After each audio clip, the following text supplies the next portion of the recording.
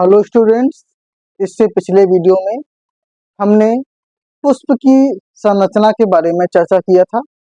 क्योंकि जो पौधों का लैंगिक अंग होता है वो फूल ही होता है। अब इस वीडियो में हम पुष्पी पादपों में लैंगिक जनन की प्रक्रिया पढ़ेंगे, यानी ये पढ़ेंगे कि किस प्रकार से लैंगिक जनन में फूल की भूमिका होती है। तो हमारा टॉपिक है पुष्पी पादपों में लैंगिक जनन, sexual reproduction in flowering plants. लैंगिक जनन, तो जनन में जो मुख्य पार्ट होता है वो होता है निषेचन।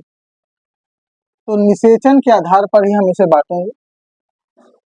तो इसके हम 3 पार्ट कर देते हैं।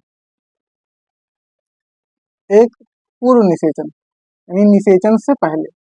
अब निषेचन से पहले जो घटना घटी उसे अलग लिखेंगे। दूसरा पार्ट करते हैं निषेचन। अब निषेचन के दौरान जो घटना घटती है उसको फिर पश्च निषेचन, यानी निषेचन के उपरांत जो घटना घटे उसे पश्च निषेचन। इस प्रकार से 3 पार्ट में हम निषेचन को पढ़ेंगे, मतलब कि पूरे जनन को पढ़ेंगे। तो पहली बात आती है पूर्व निषेचन।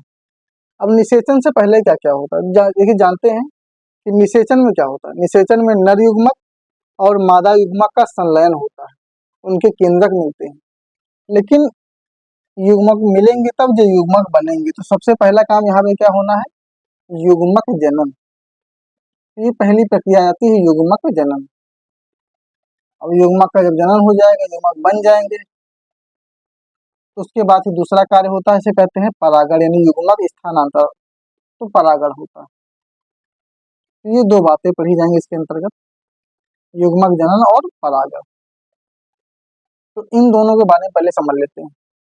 जब भी किसी भी शब्द के बाद में जनन जुड़ा है, मतलब वहां पे निर्माण हो रहा है, तो वह प्रक्रिया जिसके अंतर्गत युग्मकों का निर्माण होता है उसे युग्मक जनन कहते हैं।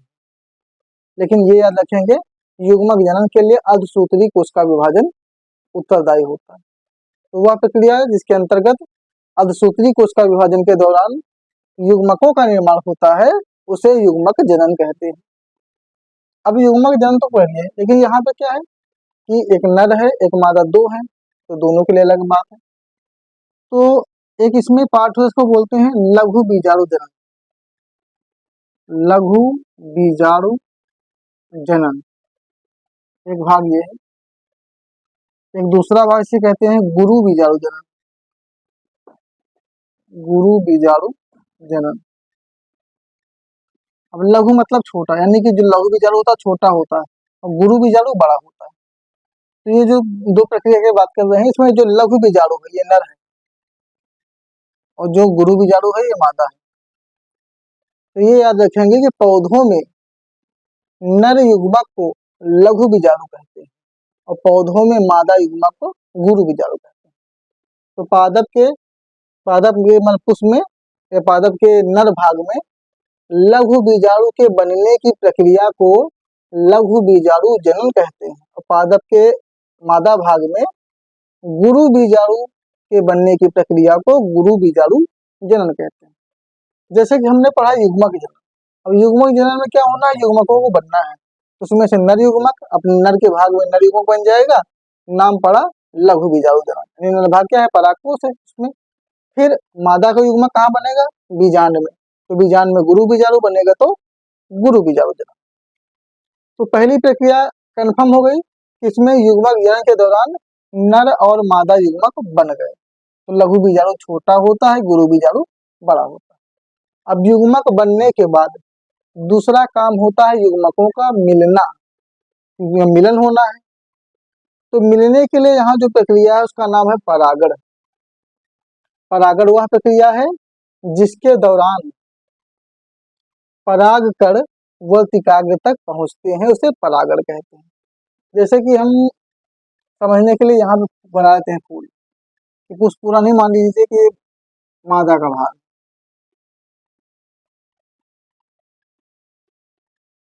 ऐसे टाइप का बना देते हैं। अब यहाँ पे नर युग्मक बना है, यानी परागकण, ये वर्तिकाग्र मादा का भाग। अब इस परागकण को यहाँ से निकलकर इस वर्तिकाग्र तक पहुंचना है।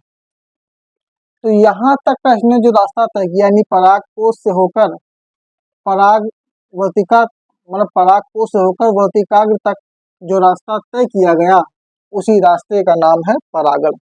तो परागण वह प्रक्रिया है जिसके दौरान पराग कोश से परागकण निकलकर वर्तिकाग्र तक पहुंचता है। तो परागकण का वर्तिकाग्र तक पहुंचना ही परागण कहलाता है, क्योंकि परागकण क्या है, ये नर का युग्मक है और अंदर के यहाँ पे क्या है, अंड कोशिका है, जो कि मादा के युग्मक, जो बीजांड के अंदर है। तो यहाँ पहुंचना है, तो नर के भाग से मादा के भाग तक नर युग्मक का पहुंचना, यही कहलाता है परागण। तो परागण प्रक्रिया समझ गए होंगे।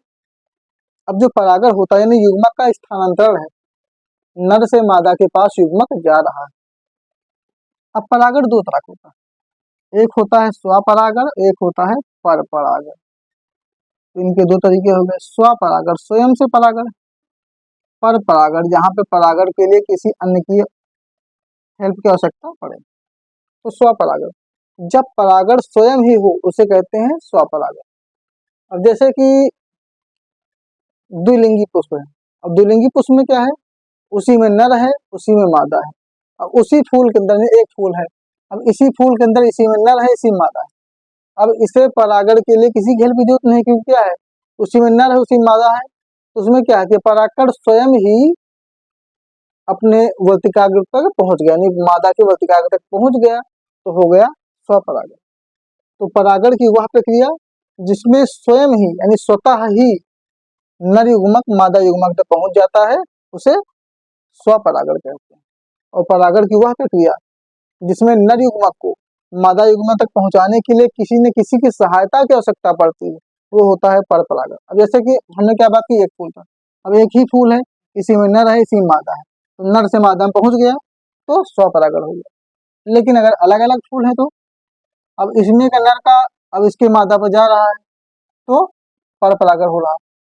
या वही फूल किसी दूसरे पेड़ में लगा है, अब उस पेड़ से नर का युग्मक इस पेड़ के मादा पे आ रहा है, तो ये सब क्या हो रहा है, परपरागण। पर अगर दूसरे फूल से आएगा या फिर दूसरे पेड़ के फूल से आएगा, तो यहाँ पे किसी न किसी की सहायता लेनी पड़ेगी। तो यहाँ पे कई प्रकार होता है, जैसे एक होता है जल परागण, जब जल के जैसे जलीय पौधा है, अब जल के माध्यम से नर युग्मक बहकर मादा के वर्तिकाग्र तक पहुंच गया, तो जल परागण। वायु परागण, हवा चली और हवा के कारण जो नर युग्मक था उड़ा और उड़ के मादा के वर्तिकाग्र पर पहुंच गया, तो वायु परागण। कीट परागण, कोई कीड़ा है, जैसे भंवरा हो गया, तितली हो गई, अब किसी कीड़े के कारण क्या हुआ, उसके कारण उसके द्वारा वो जो परागण था मतलब परागकण था, वो आया और वर्तिकाग्र तक पहुंच गया, इसी कहते हैं जंतु परागण। अब कोई भी जंतु इसके अंतर्गत आता है, जैसे हाथी है, हाथी ने किसी फूल पर अपनी सूंड मारा, उसकी सूंड में नर युग्मक चिपक गया, अब फिर आगे हाथी चला, उसी प्रजाति के उसने दूसरे फूल पर फिर दूसरे पेड़ पर उसने सूंड मारा, उस पर भी वही तरह फूल था, तो क्या हुआ कि हाथी की सूंड में जो नर युग्मक चिपका था, वो जाके यहाँ पे इसके वर्तिकाग्र पर पहुंच गया। अब यहाँ पहुंच गया, यहाँ से आगे प्रक्रिया शुरू हो जाएगी, तो जंतु परागण हो रहा। तो परागण के तरीके हो गए, अगर खुद ही परागण हो जाए, यानी नर स्वयं मादा तक पहुंच जाए, स्वपरागण। जहां पर नर को मादा तक पहुंचाने के लिए किसी की सहायता की आवश्यकता पड़े, वो परपरागण होता है। जल की सहायता जल परागण, वायु की सहायता वायु परागण, जंतु की सहायता जंतु परागण। कीट भी जंतु में आ जाता है। तो ये जो हमने काम बताया, ये निषेचन के पहले। निषेचन के पहले क्या हुआ, युग्मक बने और बनने के बाद नर युग्मक मादा युग्मक तक पहुंच गया, पर सिर्फ पहुंचा है, अभी अभी निषेचन नहीं हुआ, अब होगा है निषेचन। तो यहाँ पे होगा निषेचन, इसको थोड़ा क्लियरली बनाते हैं, रफली में कम समझ आ रहा है। जैसे कि यहाँ बना देते हैं, थोड़ा साफ रहे, ज्यादा बेटर है। अब जैसे यहाँ पे है, इतना समझते हैं, और यहाँ पे ऐसे टाइप बनाते हैं बीजान समझने के लिए रफली। अब क्या है कि निषेचन होता है, तो यहाँ से जो नर युग्मक यहाँ पहुंचा था, यहाँ गया। अब ये जो वर्तिकाग्र है, यहाँ पे एक रासायनिक पदार्थ होता है चिपचिपा टाइप का, उस पदार्थ के आकर्षण से जो परागकण आया हल्का फूल जाता है। अब परागकण फूल के हल्का बड़ा हो जाएगा। फिर परागकण बड़ा होने के बाद परागकण में होता है विभाजन। जब विभाजन होगा तो परागकण से दो नर केंद्रक बनते हैं, दो नर युग्मक बने। अब ये एक परागकण से दो नर युग्मक बन गए। जो नर युग्मक बनेंगे उसके बाद अब यहाँ पे एक पराग नलिका बन जाती है, जो पराग नलिका घूम कर जाती है। मान लीजिए बीजांड है, अब इस बीजांड के अंदर, अब बीजांड के अंदर से हमने दिखाया था कि इस तरह से था बीजांड। यहाँ पर हमने बताया इसका अगर सिस्टम था तो वहाँ पर इसे एक बीजांड में 3 प्रतिमुखी कोशिकाएं हैं, मुख्य कोशिका है, 2 सहायक कोशिकाएं हो गई और 2 नर केंद्रक हो गए। अब यहाँ पे होना क्या है कि जो पराग नलिका बनी, अब पराग नलिका से जो परागकण के 2 नर युग्मक थे, अब दोनों नर युग्मक अंदर आएंगे, अंदर आए। अब अंदर आने के बाद एक नर युग्मक तो इस अंडकोशिका के साथ मिलेगा और जो दूसरा नर युग्मक बचा हुआ है, क्योंकि यहाँ से नलिका आई अंदर, अब यहाँ पे 2 नर युग्मक थे, एक मिल गया अंडकोशिका के साथ, दूसरा मिल जाएगा इन द्वितीयक केंद्रकों के साथ। तो यहाँ पे 2 लोग मिल रहे हैं, यहाँ पे 3 लोग मिल रहे हैं। अब इस आधार बात करें, निषेचन में 2 प्रक्रिया होती है, एक होता है द्विसंलयन और एक प्रक्रिया होती है त्रिसमेकन। त्रिसमेकन तो त्रिसमेकन 3, द्विसंलयन 2। तो ये बताएंगे निषेचन की वह प्रक्रिया जिसमें परागकण का एक नर युग्मक अंड कोशिका के साथ मिलकर युग्मनज का निर्माण करता है, उसे द्विसंलयन कहते हैं, क्योंकि 2 लोग मिल रहे हैं, एक नर युग्मक मिल रहा है, एक अंड कोशिका में। लेकिन वह प्रक्रिया जिसमें परागकण का एक नर युग्मक द्वितीयक केंद्रकों के साथ मिलकर, 2 द्वितीयक केंद्रकों के साथ मिलकर त्रिगुणित भ्रूणपोष बनाता है, उसे त्रिसमेकन कहते हैं। यहाँ पर 3 लोग मिलते हैं तो दोनों से द्विसंलयन से बनेगा युग्मनज, इससे बन जाएगा युग्मनज। अब जो युग्मनज बनेगा जिसे जाइगोट कहते हैं, ये द्विगुणित है, यानी यहाँ पे 2 लोग है तो 2n दिखा दिया, द्विगुणित। लेकिन इससे जो भ्रूणपोष बना है, ये भ्रूणपोष जो है त्रिगुणित है, तो 3n दिखाया है। ये बात क्लियर हो गई होगी कि निषेचन जो होता है दोहरा निषेचन होता है, जबकि जंतुओं में ऐसा नहीं होता, जंतुओं में एक ही बार में होता है, लेकिन पौधों में दोहरा निषेचन पाया जाता है, जिसमें से एक बार क्या होता है कि एक केंद्रक अंड कोशिका से मिलकर द्विगुणित युग्मनज बनाता है और जो दूसरा केंद्रक है वो द्वितीयक केंद्रकों से मिलकर त्रिगुणित भ्रूणपोष बनाता है। अब ये युग्मनज जो बना है और जो भ्रूणपोष बना है, अब इनके बारे में समझ लेते हैं। युग्मनज ही पहली कोशिका होती है। अब युग्मनज क्या होगा, इसी से आगे भ्रूण बनना है, तो अब युग्मनज से बन जाएगा भ्रूण, ये भ्रूण बन गया। और जो भ्रूणपोष है, भ्रूणपोष का काम होता है भ्रूण को पोषण देना, नाम ही है भ्रूणपोष, यानी भ्रूण का पोषण। तो द्विसंलयन से युग्मनज बना, युग्मनज से फिर भ्रूण बनेगा, और जो भ्रूणपोष है ये भ्रूणपोष भ्रूण को पोषण देगा, तो भ्रूण आगे जाके वृद्धि करेगा, विकास करेगा। तो निषेचन में समझ लेते हैं, निषेचन वो प्रक्रिया होती है जिसमें नर व मादा केंद्रक आपस में संलयित होकर युग्मनज का निर्माण करते हैं। तो द्विसंलयन में युग्मनज बन रहा है और त्रिसमेकन में भ्रूणपोष बन रहा है, जो कि भ्रूण को पोषण दे रहा है। अब ये 2 बातें क्लियर हो गई होंगी। निषेचन मतलब कि दोहरा निषेचन। अब बात करते हैं पश्च निषेचन, यानी निषेचन के बाद क्या हुआ। जैसे युग्मनज बना और भ्रूणपोष बना तो निषेचन हुआ, अब उसके बाद होता क्या है। अब ये जो युग्मनज से भ्रूणपोष हो रहा है कि इसमें क्या है, पश्च निषेचन में युग्मनज बना है जिसे जाइगोट कहा जाता है अंग्रेजी में। अब युग्मनज बना, फिर युग्मनज से क्या बना, भ्रूण। अब भ्रूण कैसे बनता है, यहाँ पे कोशिका विभाजन होता है, तो युग्मनज एक कोशिका होती है, फिर समसूत्री कोशिका विभाजन होगा तो अनेकों कोशिकाएं बनेंगी, तो कोशिकाओं की जैसे एक कोशिका थी 1 से 2 बनी, 2 से 4, 8, 16, 32, अब कोशिकाओं का झुंड बनता जाएगा। तो कोशिकाओं के समूह से बनता है ऊतक, फिर ऊतक से ही भ्रूण का निर्माण होता है, तो भ्रूण बना। अब जब भ्रूण बनेगा तो भ्रूण का विकास होगा, तो इसका वृद्धि विकास होगा। एक तो अलग मैटर से विकास होगा, फिर आगे जाके पौधा बनेगा। अब जैसे हम यहाँ पे बात करते हैं तो हमारा विकास हुआ, पौधा बन गया, क्योंकि इसका मेन मकसद तो यही पौधा बनना। ये पश्च निषेचन की निषेचन के बाद क्या होता है, युग्मनज बनता है, युग्मनज से भ्रूण बनता है, भ्रूण का वृद्धि विकास होगा, एक पौधा तैयार हो जाएगा। लेकिन हम पढ़ रहे हैं यहाँ पे फूल के बारे में, बाकी जो भ्रूण बना है, भ्रूण को भ्रूण को से पोषण मिल रहा है, ये पोषण देता रहेगा। अब हम बात करते हैं जो फूल है इसका क्या हुआ, तो फूल में दिख रहा है कि ये क्या है, अंडाशय है। अंडाशय के बगल फिर यहाँ पे जैसे बाह्यदल होते हैं, बाह्यदल, बाह्यदल, बाह्यदल पुंज। तो निषेचन के बाद धीरे धीरे जो बाह्यदल है, बाह्यदल पुंज है, ये सब टूट के बिखर जाते हैं, गिर जाते हैं, क्योंकि ये सहायक होते हैं। इनका काम होता है सिर्फ सहायता करने से, आंधी आई, तूफान आई, धूल मिट्टी, इन सब से बचाना है इनका काम होता है। क्योंकि जनन में तो ये लोग भाग लिए, नर और मादा, इनका कोई काम नहीं था वहां पे, तो ये सिर्फ सहायक थे। अब ये तो चले गए, अब जो मादा का भाग है, मादा के भाग जो दिख रहा है, ये जो अंडाशय है, अंड प्लस आशय, ये अंडाशय जो है, इसी अंडाशय से फल का निर्माण होता है।